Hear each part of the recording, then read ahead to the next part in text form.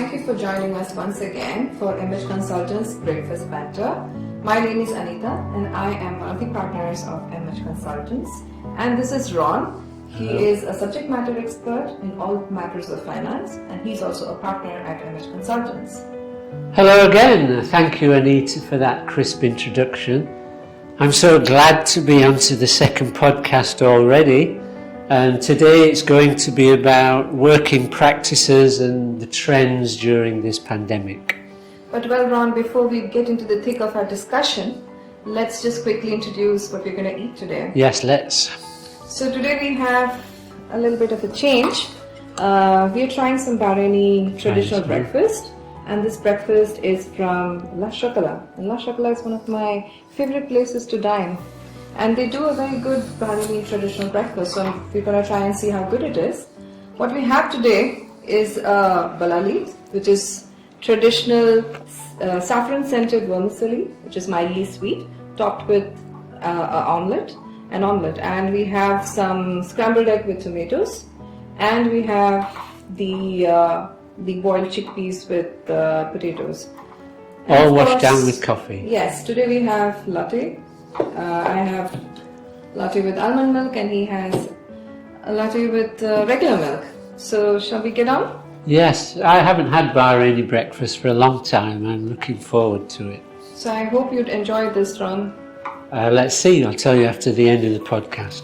Cool. So the COVID-19 pandemic may have changed the way organisations work, regardless of their size. The short-term consequences were severe job losses for a lot of organisations as they scaled down their operations. The biggest change in the work scene may well have been fuelled by social distancing rules, giving rise to remote working practices. Absolutely right. I think a lot of companies and their HR departments have had to change their policies and adapt to the new style of working, which they call the WFH, which is work from home. And they have also changed the way they communicate with their colleagues and their clients through different tools like Microsoft Teams, Zoom, Skype, and so on.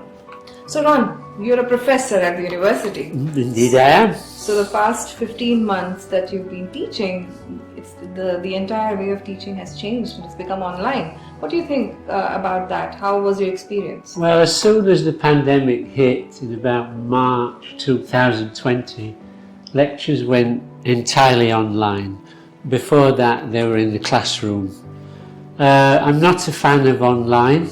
For the students it's very good because obviously they're safe and healthy at home. We can't bring them into the university.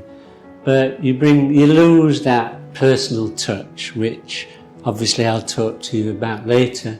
Students are not as engaged.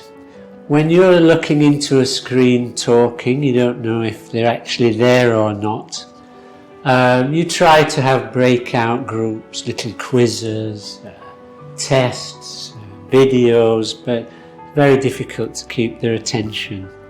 And university is not just about receiving lectures, it's about being with a group, your own peer group, doing sport, growing up, being part of the university. We just haven't had that because there haven't been any extracurricular activities. So students have still learned, they've still passed exams, online exams by the way, but they've missed that university environment. So I do hope that we can go back to what we call offline classes in the classroom. But so far, for 2021-22, we're looking at blended learning, which is one lecture a week online and then a seminar within the university. I hope we can do that. Right. So I think from what you're telling me, I believe and I feel that you're not really gotten used to this whole online remote teaching style. Absolutely not, because when you have a classroom and the students are there, you know who are the good ones, who are the strong ones, who need more help. But when they're online, it's just one homogeneous group. Right. You can't really help individuals. until maybe after the lecture. So the lecture is basically just talking about the subject, but you really don't know whether they're absorbing knowledge or not. Right, sure. Well, that's my experience. What is yours on remote working, Anita? It's really interesting that you asked this because since the pandemic hit, the last 15 months, a lot of companies have engaged in a remote working style, and they've realized that nearly 80% of the roles in the organization don't really have to come into office at all. They can all work remotely and still deliver as successfully. Very recently, Tim Cook, the CEO of Apple, he wrote to his employees asking them to come back to office at least 3 days a week. Since that update, the Apple employees have been really upset, and there's been a lot of uproar around it, asking Apple to actually change their policy and give them the option of working from home remotely permanently. Kind of update their policies accordingly and not just limited to being during the pandemic. So it's interesting how world over a lot of organizations are actually considering including this policy of work from home and working remotely in a very permanent sort of way. So plus there are a lot of other advantages where you could reduce the carbon footprint, there are a lot of other savings and so on and so forth. Okay, Ron, let's just talk about the savings that the organization can actually have when they work from home. Before I do that, can I give some balance to what you just said there? Absolutely. Because some very, very large, one of the very, very large companies here also went to remote working. How is it? And it was very difficult to get in touch with most of the employees during the day. That might be a failure of management, following up to see whether they're available. But the service that they gave was really, really poor while these employees were at home. So you have to talk about control, following up these employees while they're at home. It's not just like you have a creative business where you trust your employees and they have a project to finish and they have a time to do it. So there's a deliverable. But I'm talking about repetitive jobs, like I'm somebody in procurement trying to get in touch with them. Very, very difficult. Anyway, that's a bit of balance to yours. Right. But apparently I did read that one study had found that if a company allowed an employee to work from home just half of the time, so a 40-hour week becomes a 20-hour week at home, it would save on average $11,000 per employee per year. Now that's pretty significant, isn't it? It is. It's quite remarkable, and this huge amount of savings for the company if they have a large employee base. Ron, given the savings, it's really worth a thought, don't you think? I think that it's a great option to actually exercise, and it's a great incentive for organization to look at it in a way where they can move to a smaller office, maybe where the rent is less and other overheads are less. In fact, isn't it great for hiring as well, where you don't have to limit yourself to just the local talent? You can actually look at the world as a talent pool and hire Absolutely. people from anywhere in the world to work remotely for you. So I think there's a lot of pros to exercising this particular option of working remotely. Ron, why do you think that most organizations don't want their employees to work remotely? Where's the personal touch? Personal interaction is missing. I'm a bit old school. I don't necessarily trust some of my employees to put in the required hours. I much prefer them to be in the office where I can see what they're doing. I can easily contact them. But I do understand that technology is advancing, and if remote working is the way to go, then so be it. But I don't think remote working means there is lack of control. So explain to me then, how do you maintain the same level of control remotely as you do if an employee is sitting in the next office? I think that technology has given access to a lot of interesting ways to keep in touch at all times with employees, and I think there needs to be expectations set in that way where employees understand the importance of sticking to timelines, like we do in our agency. we all have a certain set of deliverables that we need to work on, and then we have technology tools, we have WhatsApp, we have calls, and we make sure that everybody delivers whatever is required out of them. You have creative employees who have deliverables, one-off deliverables, right? And you've been used to that for the last 7 years. How do I make an employee accountable through their output if they're, for example, storekeepers, waiting staff, drivers?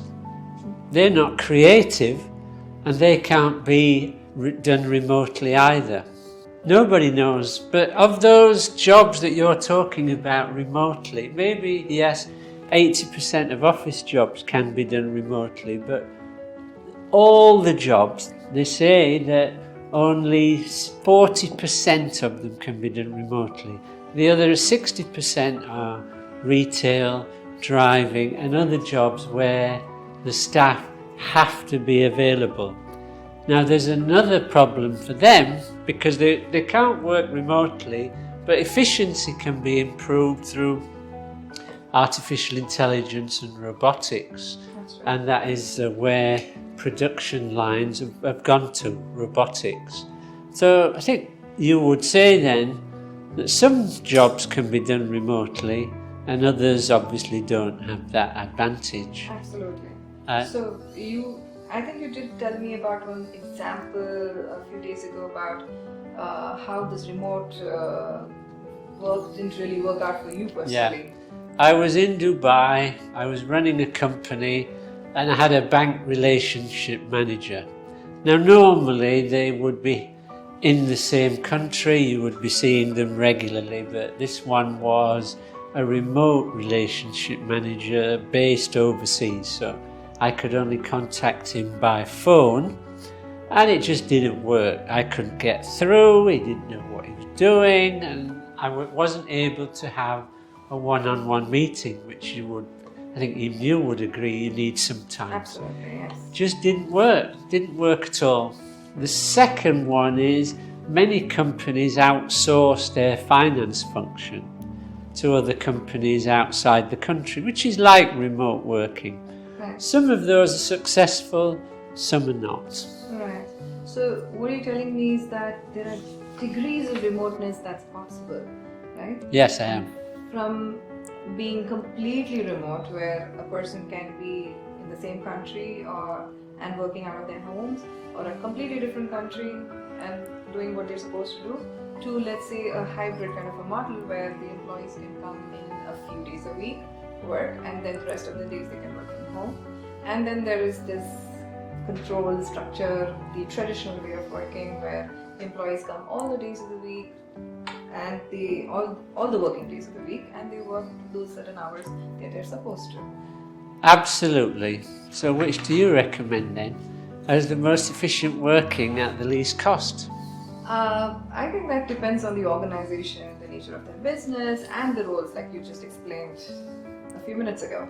Exactly. It depends on the circumstances, and my question would be needed to be answered separately by each company. Absolutely.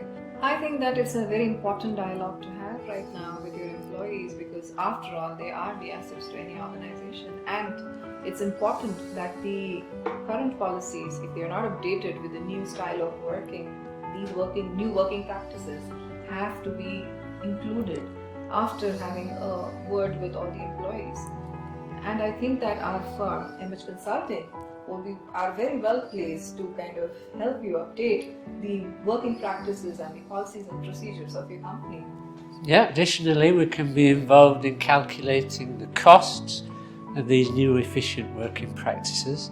This we can do by establishing time cost for each department and position. So that kind of wraps it up, Anita. What are your takeaways for an SME from this podcast?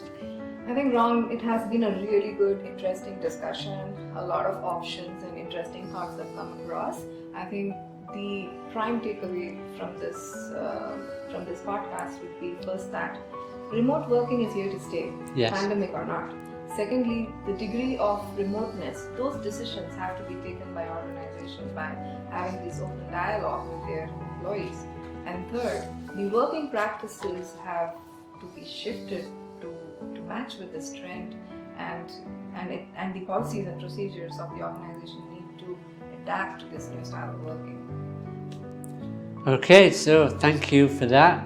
How was the breakfast? Yes. So the breakfast, I think I like the chickpeas, and I also like the vermicelli. What was your favorite? Now, it's strange that because I prefer the omelette with the tomato. Yeah, the scrambled egg. Do you like cheese? Because there's a lot of cheese in that scrambled egg. I do actually. That's nice. So how did you like your beverage? Well, normally, of course, I drink tea, and this is coffee. It's okay for a change. I think I forced you to do something that you don't really like doing, but I think change is always good. Yes, you're changing me. So if I could just have a word about the next podcast before we finish. Absolutely, yes. That will be about how to manage your relationship with banks. Right. I guess that will be mainly me rather than yourself. Yes, but I'm very interested to know your thoughts on it, Okay. because I am an SME too, and I think there's a lot of things that I could learn from that podcast. Let's hope so. All right. Thank you so much for watching us, and I think it has been an interesting discussion for us. Yes, certainly. And if you have any thoughts and comments, please do not hesitate to contact us either through the social media channels, or you can leave a comment under the YouTube channel. Plus, we would like to have this dialogue going. Thank you so much. Thank you very much.